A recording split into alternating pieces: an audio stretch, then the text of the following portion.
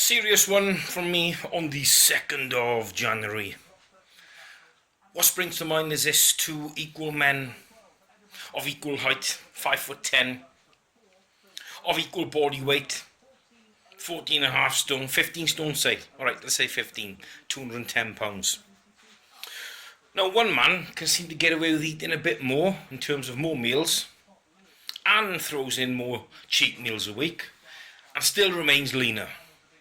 The other man, exactly the same stamp proportion and body weight, just fucking adds tons and tons of superfluous water and fat doing exactly the same things, even if they're clean foods. Let me tell you something quickly, very quickly. It's an easy concept which lots don't understand. When they say I'm 210 pound on stage, that's my lean body mass. No, it's not. I haven't got the exact figures, but let's extrapolate. Let's work this out. Internal organs, your skeletal system, your skeleton, your tendons, your ligaments, your circulatory system, all the blood vessels, your cranium, your brain, inside there, your spine, everything weighs something. So, the average person, who for example is 15 stone, what you said anyway, just make it 15 stone, person A, is eating the same foods, the same times, and training as hard as they possibly can as person B. Take into consideration this: approximately, if your stage weight is fucking 70 or 70 shredded 70, if you came in at 73 say, and there's still more to come off, you're realistically going to be 70. So that's 154 pound. But you're currently off seasoned up at 210. So 154 pound, I will guarantee you of that 154 pound, 90 to 100 pound will be for the aforementioned things: your skeletal system, your cardiovascular system, your circulatory system, your respiratory system, fucking everything, your blood, tendons, ligaments. So it's 100. So realistically, you were holding 54 pounds of lean body mass, 54 pound of muscle on your frame, versus the man who was 210 pounds. I'll put myself in example when I competed last year. 210 pounds, very low body fat. I got exactly the same frame as you, same internal organs, same everything else. Let's say everything's identical, same height, 5'10". Of that frame, let's say for example, 100 pound of it, same as you. So 100 pound of 154 is 54 pound lean body mass of just muscle. 100 pound, take away the 210, 110 pound. So with the same weight, the same frame, same height, same everything else, but I am holding 110 pound of lean body mass muscle tissue versus, like I just said, 55. That is double the amount of lean body mass for the same height, for the same weight, for everything else being identical. So it only goes to show a 210 pound man is not holding 210 pound of muscle, even if he's fucking 3% body fat. Just to give you an example, it's 110 pound maybe. But it's still, if you are realistically 70k on stage weight, looking at somebody else, and you're both the same body weight right now, mind you, and you're thinking, how the fuck can they eat all that? How can they have 2 cheat meals a week? How can they have fucking 3,500, 4,000 or whatever it is a day? I can't eat all that, I get fat. 2 weeks of eating the gun. Of course you do, because that person is either genetically fucking gifted and freaky, or they spent the last 2 decades building up that lean body mass, so they've got double the lean body mass. So in essence, even sitting down, they've got double the metabolic rate that you have. Therefore, you don't need to eat as much as you are eating. You need to eat a little bit of a surplus to grow. And that can only take place over fucking, not just weeks and months, but years. To a point that maybe you might have 100 pound lean body mass in you. And if you've got 100 pound lean body mass, if your maintenance was 2,300, for example, it's most probably now going to be 4,000. And if you stand the both of you next to each other, 20 years apart, same body weight, same frame, in clothes you look fucking quite similar, a little bit puffier maybe, but you're just the same similar stamp, you're still going to be able to eat a few more cheat meals a week, providing you're consistent and you keep things going with your training, and you're going to be able to fucking maintain a lean physique by eating more meals, twice the amount almost.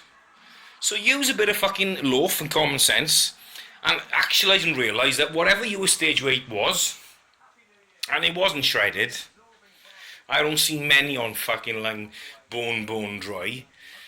To be honest, I was very close to it last week. Everything bone fucking dry. Died it down after the show. Kept going for another 3 or 4 weeks, just for the sake of the piss of it. And I did come down to about 210 pound, of which I reckon is about 100 pound of lean body mass there. But it's still twice the amount of lean body mass and twice the metabolic rate than somebody else who rebounds after the show from 70, thinking they can go up to 210, and thinking that it's now 210 of metabolically active tissue. So you must have put 50 pound of muscle on it in a year. No, it's not possible. So if you're going to add 3 to 5 pound, you're only going to need the extra 100 calories, 200 calories a day to maintain it and to grow it. And you keep doing the same things, feet, little steps forward, edging it, year in, year out, until you get to the point where everybody's envious of you, saying you can eat fucking shit. You can have 3 cheatings, and it doesn't touch your sides. It's got nothing to do with metabolic rate, nothing to do with genetics, because I've had my genetic coding tested, and I actually do come out as average in terms of lean body mass, and below average in terms of recovery. But I've burst through them plateaus by fucking sticking to it. So never look at somebody else and say, well, why the fuck can they do it and I can't? It's because most probably you're holding less lean body mass. Now, somebody of my height, like a fucking Jay Cutler, when he first came on the scene, was about 240 at my height, 240 pounds. So you'd be holding approximately 30 pounds of muscle more than myself. It's like, no, he's not. He's X, Y, Z. Well, no, 30 pound of muscle. So he'd be holding, in effect, take the 100 away for the fucking frame. Some frames are bigger than others. They would weigh more. You'd have to get a scan for that properly, a proper fucking scan done. And then we can, with the DEXA scan, see what percentages and proportions are made up from all the composite fucking parts which create the whole.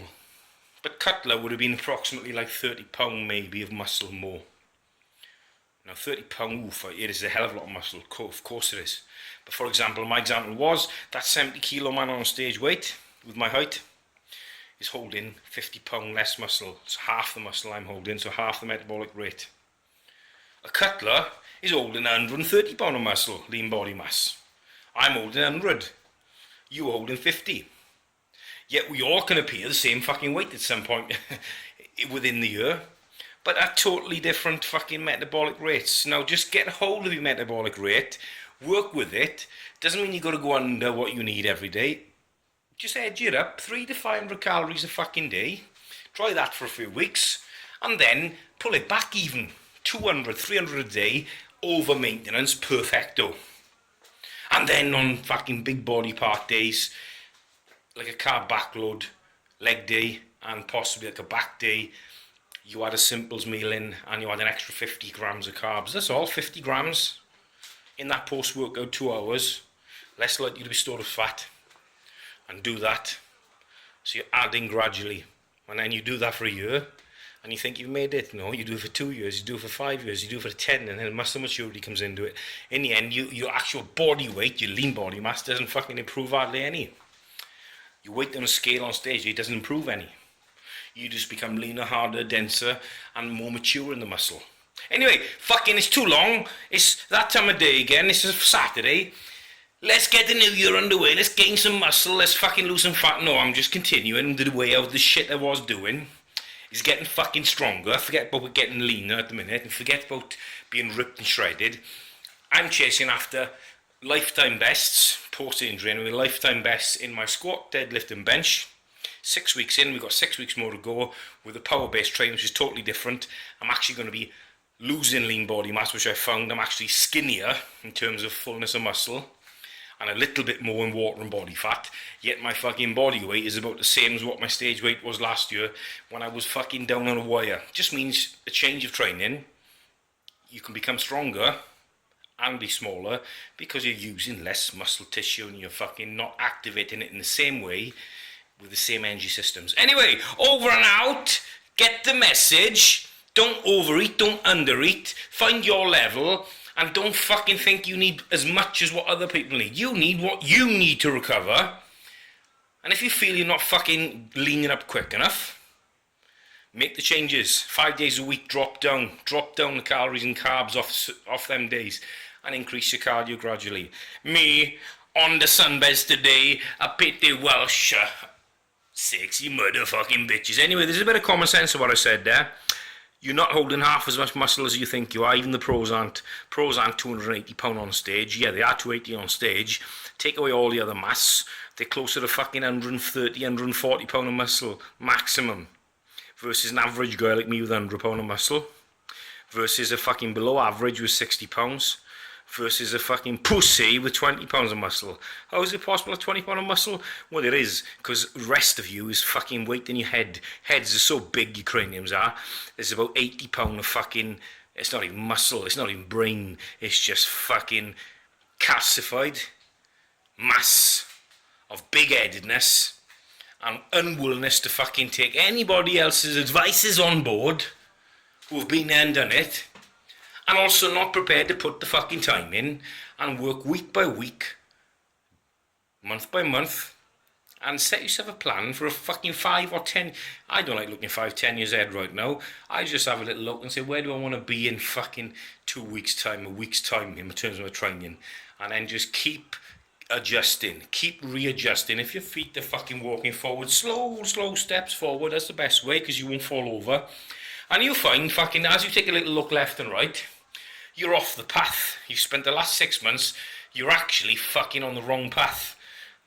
You can't go backwards. What you have to do is then keep readjusting, left, right, forward, left, right by 5 degrees, forward, and it's such a slow process, but then you'll eventually head back towards where you wanted to go, and ultimately reach a goal that you will have satiety for, satisfaction, because you're never going to reach perfection, not even in your own mind, nor in anybody else's mind. This is your game, this is your life, this is your accomplishments and achievements. They're your personal goals, no other motherfuckers out there. Who cares? As long as you are happy and content in what you're doing, do it. As long as it's not fucking CrossFit bouncing bars and fucking running around like an headless chicken in the gym telling P.T. Welsh what he can and can't deadlift. Stick it up your ass, stick your finger up your ass, and if possible, stick 2 or 3 fingers up your ass, pull it out, and suck on it. You sexy motherfucking batches!